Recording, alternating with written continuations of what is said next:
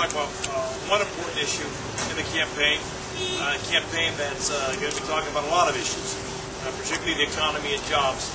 But we can't forget about other important issues like safety and supporting our law enforcement and dealing with illegal gun trafficking and what I believe is an out-of-control situation where we can deal with common-sense gun laws.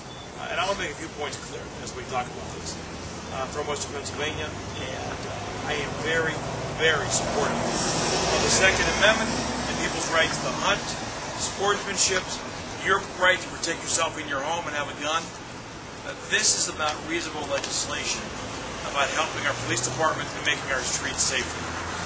And I can't think of a bigger example of where my opponent and I differ on what the Commonwealth should be doing about bringing common sense back to the crime in this Commonwealth. The Florida loophole issue is something that I think any reasonable person would agree this is something we should fix right now.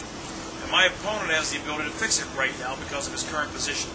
He chooses not to because he doesn't believe in what we're about to talk about. But to put it into layman's terms, this is a situation where we're just asking everybody to allow us to respect Pennsylvania's law. Pennsylvania is very clear what the rules are and what you need to do to get a permit to carry a concealed weapon. It's allowed in Pennsylvania. We support that right, and we want people to respect Pennsylvania's law and what it means to get a permit in Pennsylvania so you can carry a concealed weapon.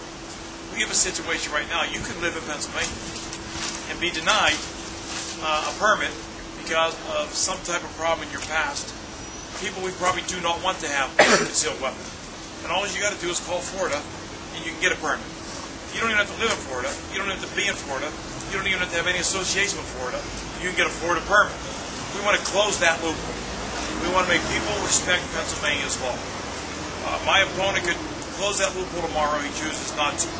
And word shed, when I challenged my opponent on this, their best comeback was there really is no example of anybody using the Florida loophole that has been connected with a crime in Pennsylvania.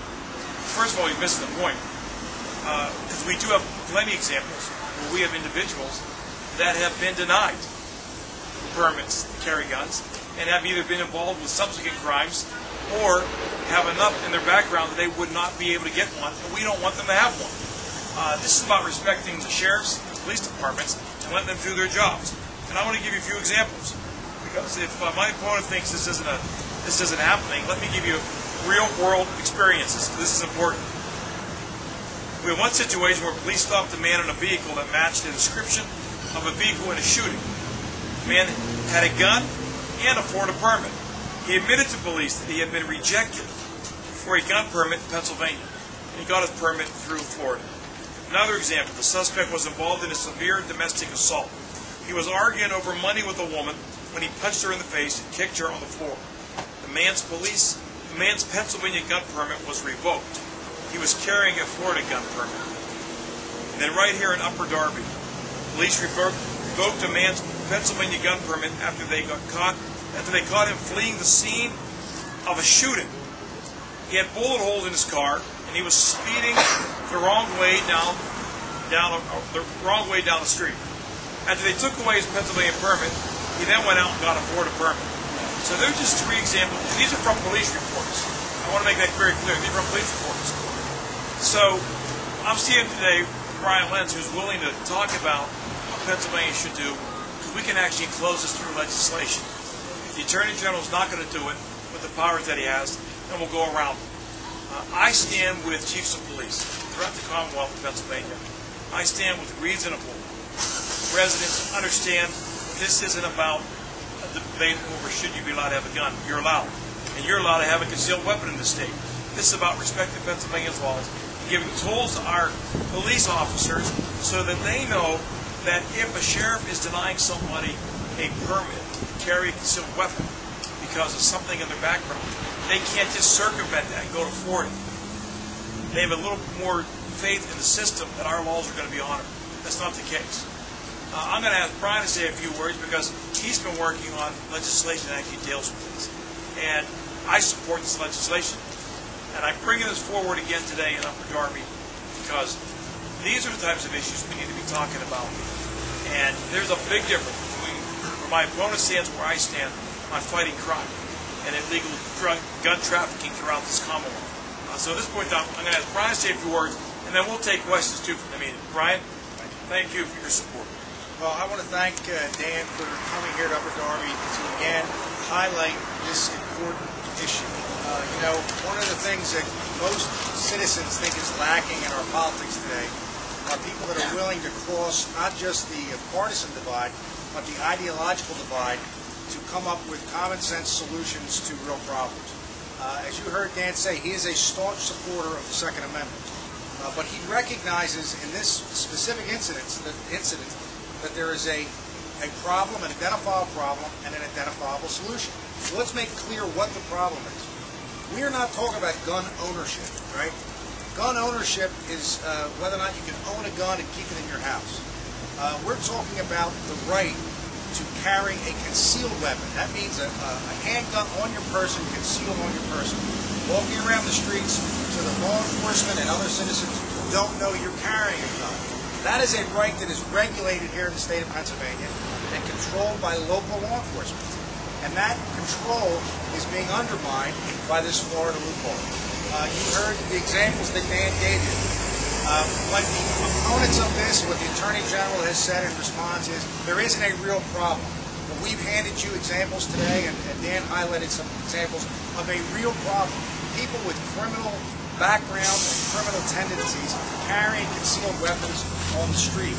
What is the practical impact of those kinds of people having Florida permits? The practical impact is that they have a get-out-of-jail-free card. Get-out-of-jail-free card. These are not people that are carrying concealed firearms for any good purpose. They're people involved in the drug trade, they're people with violent propensities, they're people involved in criminal activity, and they are carrying a gun for that purpose. But if they're stopped by the police and they produce a Florida permit, they can say, give me my gun back and let me go. It's a get-out-of-jail-free card. And it's a get-out-of-jail-free card that our local law enforcement can't control or interfere with. So we're saying, let's let our local sheriff, let's let our local police control who carries a concealed weapon. I think Pennsylvania residents would like to rely on Pennsylvania law enforcement to control who carries a concealed weapon. This bill has been endorsed by the chiefs of police, including the local chief of police, Chief of Police Chitwood. This bill has been endorsed by the state police, and this bill has been endorsed by the Sheriff's Association, and this bill has been endorsed by the District Attorneys Association. So the police, the sheriffs, the prosecutors all recognize that this is a problem for their ability to enforce the law. And this is not gun control versus gun rights. This is a specific issue where people are undermining local Pennsylvania laws and using this loophole to get by our local law enforcement and carry firearms. So I applaud Dan Onorato for standing up as a strong proponent of the Second Amendment and saying, wait a second, hold the phone. In this specific case, there's something we can do which won't interfere with the rights of law-abiding gun owners, but will interfere with the ability of bad people to carry concealed weapons on our streets. So I'm hoping that the Judiciary Committee next week will follow Dan Onorato's example and will do what's right for the citizens of Pennsylvania and for the law enforcement officers of Pennsylvania and pass this bill out of the Judiciary Committee. Thank you, Bryan. And one final thing. When I challenged Tom on this issue to stand up with us and to repeal the loophole, the official comment from the office, his office, was, we can't point to any incident where there's been a crime with the Florida loophole. First of all, that was wrong, and I gave examples, but I wanted to answer the question. Why does he support the right for anybody to go to Florida and get a permit when they were denied it? Why would anyone support that? I haven't heard the answer from his office. That's the real question. And do you believe that you can be denied in Pennsylvania, and should you have the right to go get a permit anyway in a different state? I don't think you should. I assume that he agrees that you should have that right because he's not willing to stop it.